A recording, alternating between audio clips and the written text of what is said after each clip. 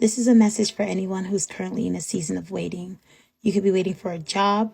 You could be waiting to hear back from school. You could even be waiting for a relationship. I want you to listen to this.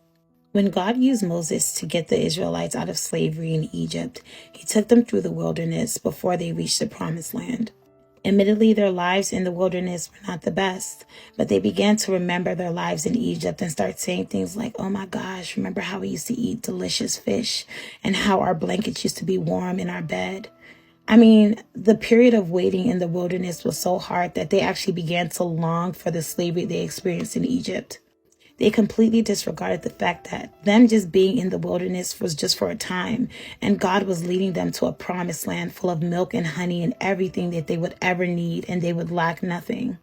But they were so caught up in their current circumstance and their current season of waiting that they completely disregarded what was to come and began to crave the things of the past, the things that literally kept them in bondage. The same rhetoric holds true for believers today.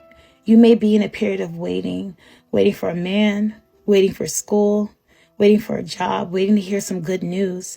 And instead of you to just be calm and patient in this season, you're thinking back on how good life was before you gave your life to God, when you can do whatever you wanted and things just came to you. And now that you're under God's will and under his law, things just seem to take a lot longer. I want to reassure you, do not be like the Israelites. Do not begin to crave your past life because things aren't coming as speedily as you would like them to. Don't crave the comforts of the sin that you're used to or the sin that you used to know.